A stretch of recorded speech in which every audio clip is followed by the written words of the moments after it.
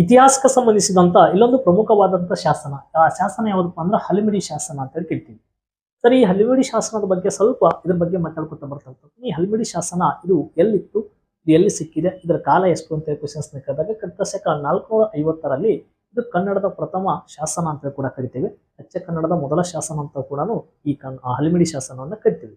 ಹಾಗಾದ್ರೆ ಇದು ಹಾಸನ ಜಿಲ್ಲೆ, ಪ್ರಸ್ತುತ ಹಾಸನ ಜಿಲ್ಲೆಯ ಬೇಲೂರು ತಾಲೂಕಿನ ಹಲ್ಮಿಡಿ ಅಂತ ಒಂದು ಗ್ರಾಮದಲ್ಲಿ ಏನಾಗ್ತದಪ್ಪ ಅಂದ್ರೆ ಇದು ನಮಗೆ ಸಿಗ್ತದೆ.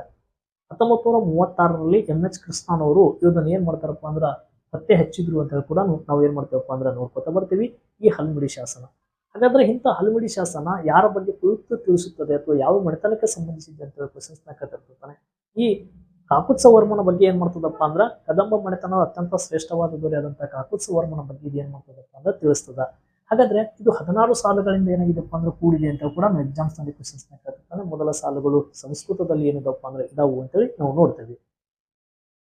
ಸಂಸ್ಕೃತಗಳಲ್ಲಿ ನಾವು ಮೊದಲ ಸಾಲುಗಳನ್ನು ನೋಡ್ಕೊತ ಬಂದಾಗ ಉಳಿದವು ಎಲ್ಲ ಪೂರ್ವದ ಹಳೆಗನ್ನಡ ಲಿಪಿಯಲ್ಲಿ ಶಾಸನಗಳಲ್ಲಿ ಏನಾಗ್ತಪ್ಪ ಅಂದ್ರೆ ಕಂಡು ಬರ್ತವೆ ಅಂತ ಹೇಳಿ ನೋಡ್ಕೊತ ಬರ್ತೀವಿ. ಇಂಥ ಕಾಕುತ್ಸವರ್ಮ ಕದಮ ಮನೆತನದ ಅತ್ಯಂತ ಶ್ರೇಷ್ಠವಾದ ದೊರೆ ಅಂತೇಳಿ ಕಾಕುತ್ಸವರ್ಮನನ್ನು ಕರೆದಾಗ ಈತ ಕ್ರಿಸ್ತಶಕ 425ರಲ್ಲಿ ಕನ್ನಡ ಭಾಷೆಯನ್ನ ಆಡಳಿತ ಭಾಷೆಯನ್ನಾಗಿ ಕೂಡ ಏನ್ ಮಾಡಿದ್ನಪ್ಪ ಅಂದ್ರೆ ತನ್ನ ರಾಜಧಾನಿಯಲ್ಲಿ ಏನ್ ಮಾಡಿದ್ನಪ್ಪ ಅಂದ್ರೆ ಮಾಡ್ಕೊಂಡಿದ್ದ ಅಂತ ಹೇಳಿ ಕೂಡ ಕರಿತೀವಿ. ಈ ಕಾಕುತ್ಸವರ್ಮನ ಬಗ್ಗೆ ವರ್ಣನೆ ಮಾಡಿದ್ದು ಯಾವ ಶಾಸನದಲ್ಲಿ ಅಂತ ನೋಡಿದಾಗ ಎಷ್ಟೋ ಜನ ಹುಡುಗರು ಹಲ್ಮಿಡಿ ಶಾಸನಕ್ಕೆ ಹಾಕ್ತಾರೆ. ಹಲ್ಮಿಡಿ ಶಾಸನದಲ್ಲಿ ಆತನ ವರ್ಣನೆ ಇಲ್ಲ. ಇಲ್ಲಿ ತಾಳಗುಂದ ಶಾಸನ ಅಂತ ಒಂದಿದೆ. ಇದು ಕರ್ನಾಟಕದಲ್ಲಿ ದೊರೆತಂತ ಪ್ರಥಮ ಶಾಸನದಲ್ಲಿ ಕೂಡ ಇದು ಹೆಸರು ಕೂಡ ತಾಳಗುಂದ ಶಾಸನ ಬರ್ತದೆ.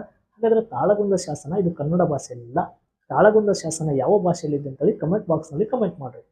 ಹಾಗಾದ್ರೆ ಈ ತಾಳಗುಂದ ಶಾಸನದಲ್ಲಿ ಈ ಕಾಕುತ್ಸವರ್ಮನ ಕುರಿತು ಏನೆಂದು ಬರೆಯಲಾಗಿದೆ ಅಂತ ಕ್ವಶನ್ಸ್ ನ ಕೊಟ್ಟಾಗ ಕದಂಬ ಕುಟುಂಬ ಕುಲಭೂಷಣ ಅಂತೇಳಿ ಅದ್ರ ಒಳಗಡೆ ಉಲ್ಲೇಖ ಮಾಡಿದ್ದಾರೆ ಅಂತ ನಾವು ನೋಡ್ತೀವಿ. ಈ ತರ ಸ್ಪರ್ಧಾತ್ಮಕ ಪರೀಕ್ಷೆಗಳಿಗೆ ಸಂಬಂಧಪಟ್ಟಂತ ಸಾಕಷ್ಟು ಕ್ಲಾಸಸ್ ಗಳನ್ನ ಅಪ್ಲೋಡ್ ಮಾಡ್ತಾ ಇರ್ತೀನಿ. ಪೇಜ್ ನ ಏನ್ ಮಾಡಪ್ಪ ಅಂದ್ರೆ ಫಾಲೋ ಮಾಡ್ಕೊಡ್ರಿ. ಸಿಂಪಲ್ ಟ್ರಿಕ್ಸ್ಗೆ ಅಂತೇಳಿ ಸಾಕಷ್ಟು ಪ್ರಶ್ನೆ ಪತ್ರಿಕೆಗಳನ್ನು ನಾನು ಬಿಡಿಸಾಕ್ತಾ ಇರ್ತೀನಿ. ಧನ್ಯವಾದ.